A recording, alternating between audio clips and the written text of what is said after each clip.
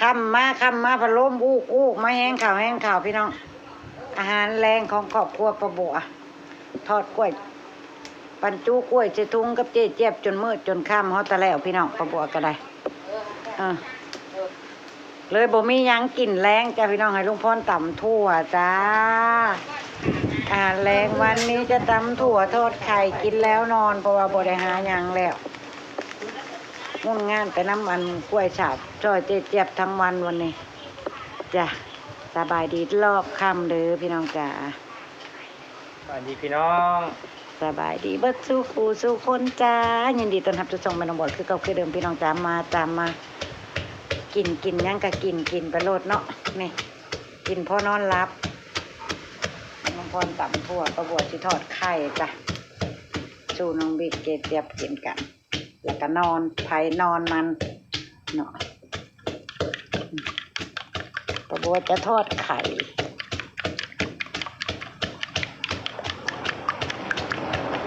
คนละฟองกินแก้มตำทั่วแล้วก็จบพี่น้องมื้อนี้อาหารเอาอะไรมากมายกับชีวิตนะพี่น้องกินแล้วนอนพักผ่อนกายาตรงนี้ก็ลุยต่อธุรกิจเจ๊เจี๊ยบต่อ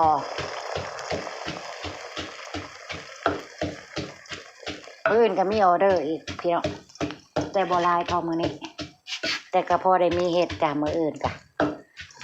มืออื่นก็บัวกับเจี๊ยบกับสิลุยคือเก่าคือเดิมมาแล้วจ้ะ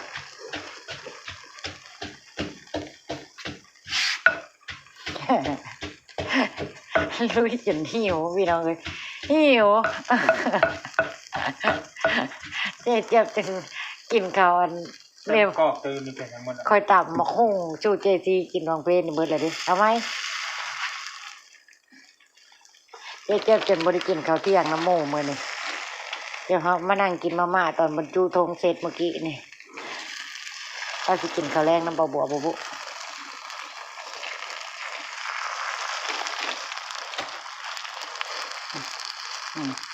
ใส่ตะเขียบทอดไข่กับพี่น้องปลาบัวเห็ดเอากับปลาบัวติละใช้ไม้ตะเขียบทอดกินเองเนาะบ่ช่วยบ่งามกระยามันเนาะพี่น้องเนาะอย่าดราม่าปลาบัวเด้อปลาบัวใส่ตะเขียบทอดไข่ใส่เจ็ดกระถิ่นโลด ใส่ข้นไข่แล้วก็ใส่มาทอดไข่เลยแหละเนาะพี่น้องจ้า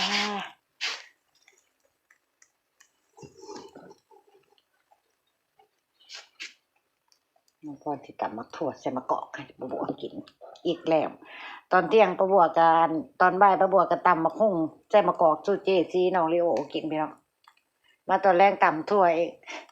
เพราะว่าบริหารอย่างเดียวพอดีลุงพรเราก็อยู่ห่างกับน้องบิ๊กปลาบัวก็บ่ได้ค่อยอยู่แล้วลุงพรเราต้องคายเพอแทนปลาบัวมือในแล่นไปแล่นมาซอยเจ็บจูเสร็จเรียบร้อยพร้อมลุงพรเลยจ้ะนี่ทอดไข่ปลาบัวตอนหิวกินยังกระแซบเนาะพี่น้องพรกระเซ็ตพอดีคือกัน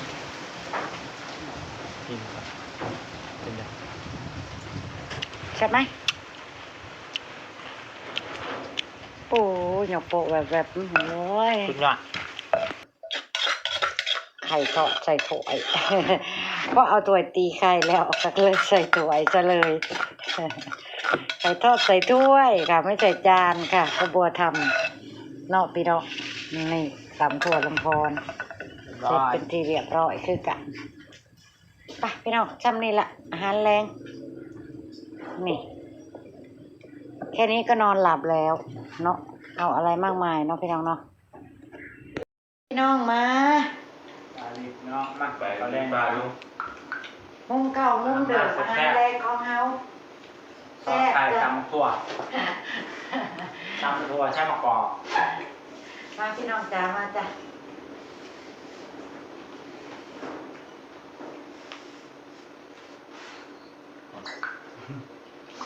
สุดแต่ก็เปิด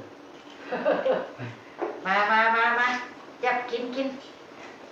เมื่อยเดี๋ยวคือห้องขาดกินมาม่าเป็นเมื่อกี้นี่ มื้อยังไม่ต่อยนะจ๊ะพรุ่งนี้มีต่อยกินเสร็จแล้วก็จะไปปอกกล้วยเลยมื้อน้องมาทอดของน้องเด้อคับแคบมาสบายดีบ่สบายดีจังว่า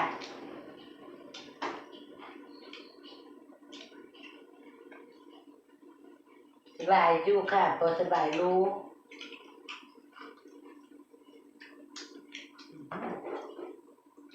ป่ามาให้ อ้ายกินแน่โอ้ยมันเป็นอ้ายบ่บักปอกมึงเอ้ยค่ะอ้ายอ้ายไก่เดี๋ยวน้องสิว่าไปกินดอกไอ้ไก่เจ๊ไปไหมเพิ่นเจ๊เพิ่นจะแก่เด้อมันบักคือเลยอีก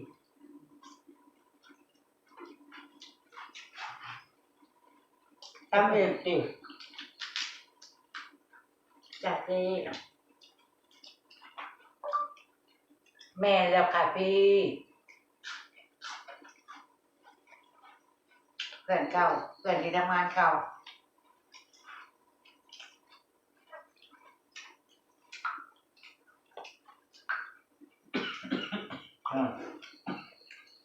นั่นพูดเพิ่มมันจะพูดเพิ่มหัวใจชื่อจริงนะชื่อนายพูดเพิ่มวงจดชื่อจริงไหมเจอคนสารคามก็ไม่การชิ้นบ่ฮะการชิ้นได้เนาะโอ้กี่วันเนาะสารคามเนาะจับตัวละใกล้อยู่การชิ้นใกล้กาฬสินธุ์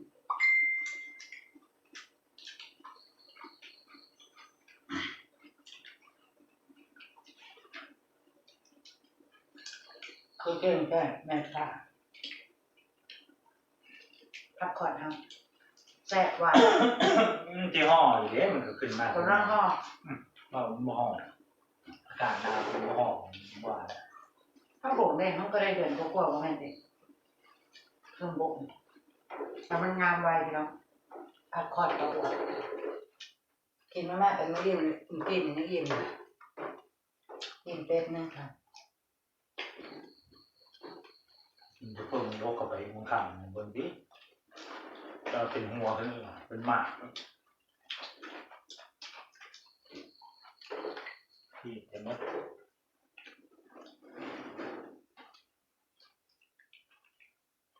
ที่ได้อันคือที่ได้พักไปช่วยงานผูกแขนเจ๊ซีเราก็บอกอะไร เตือนหน้าป้อง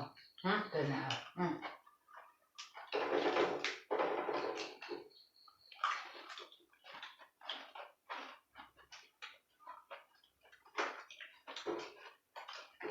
กินแน่ๆก็ทั่ว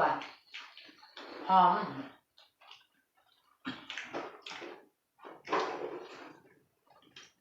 เวลาเรามาจับกันมาอยู่แล้วเราไม่งั้นไปปลูกกันแล้ว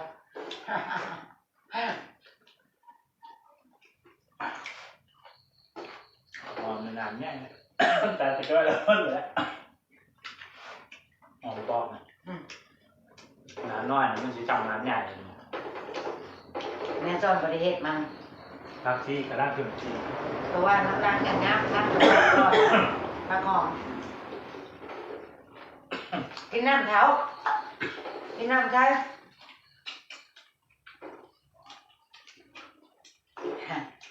พริกจีบแล้วพริกแห้งให้คุณละเดี๋ยวนะ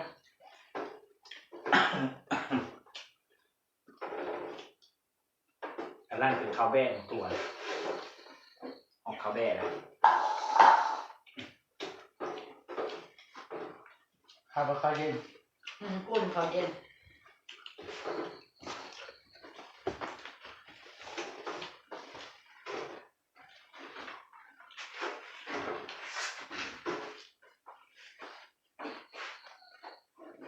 ก่อนเมื่อข้าวต้องข้าวข้าวที่บวชแบบนี้แหละ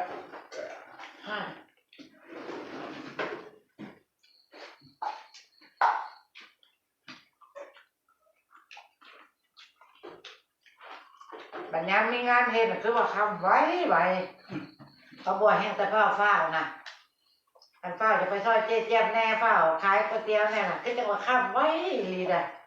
ปุ๊บปั๊บไปย่างมาหรือแป๊บเดียวเลย3 โมง 4 โมงอะไร เฮ็ดตัวมันยุ่งๆค้ำไปเรื่อยๆ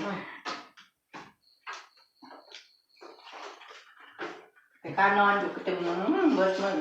ก็จะนั่งค่ำ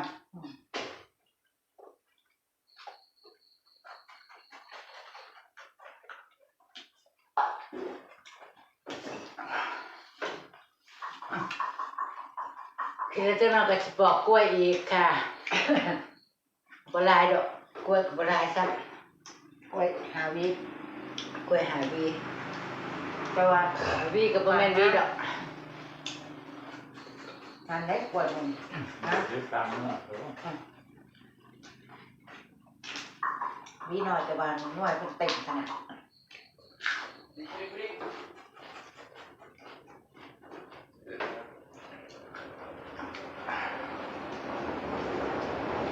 บอกไว้มื้อเช้าก็สิได้ทอดบอกกับพึ่งไว้ จ้างเวลาเขาทอดเลยทอดนั่งอะไรจังไปแกะกวดเนาะ ทอดแล้วเลยค่ะพอดีก็กลับหมด10 โมง8 โมงอีกตื่นทอด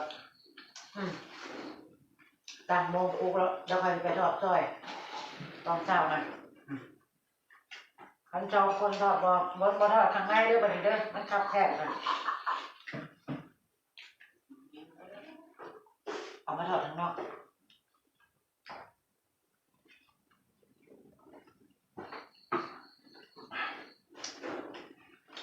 ห้อนพอแคมกะซีมันต่ำเลยฮะ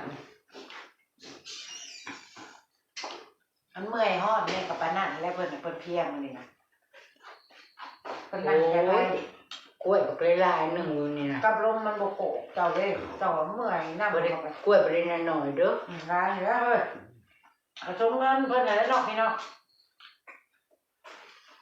เฮาเฮ็ดบ่เอาเปรียบผู้บริโภคนะ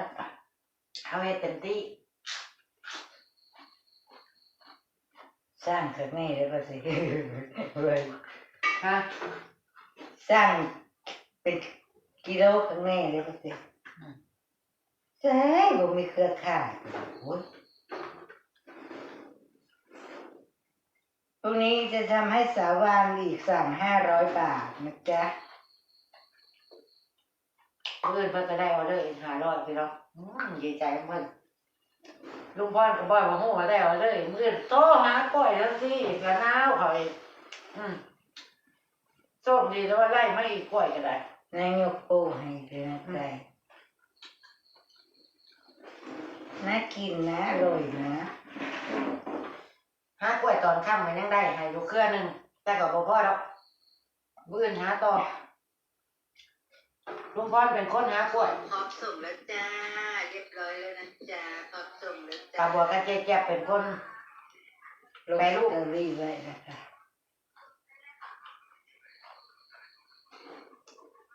ลงไว้ในสตอรี่เลย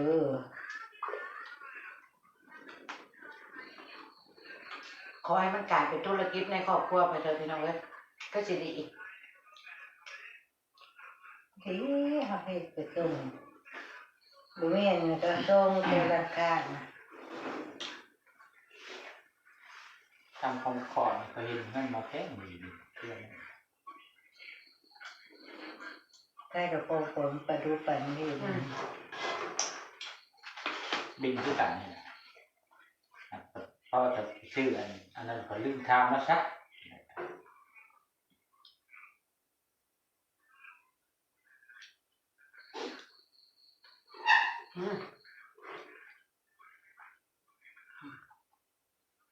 ก็มีกับเบิร์ดเลยเด้ทอดไข่กัน โอ้ยไปหาก็ ไปกินละลายเขาห้อนท้องมันก็ดี เจ้าไปห้าล่าเจ้าผู้บริหารสุดยอดฮะ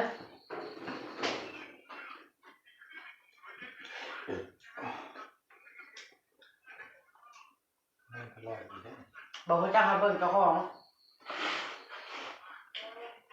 แต่ห้อนเงื่อนมออะไรพี่น้องเอ้ย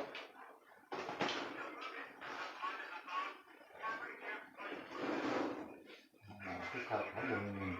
โย ในพี่ในกล้องพี่หาแนวมาใส่เอาไปลูก มุงกล้องกระดาษนี่ข้างเตียงนั่น ปลาบัวก็จะกินร้ายเนี่ยแหละเมื่อยหิว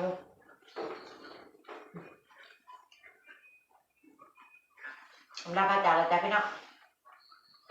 พ่อปลาบัวและครอบครัวในคลิปหน้าจ้าพี่น้องขอบคุณทุกกำลังใจเด้อขอบคุณทุกการติดตามไปแล้วจ้าสบายดี บายดีพี่น้อง ฝันดีกันทุกคนเด้อจ้าปลาบัวกับสินอนคือกันแล้วจะอาบน้ำนอนแล้วจ้ะ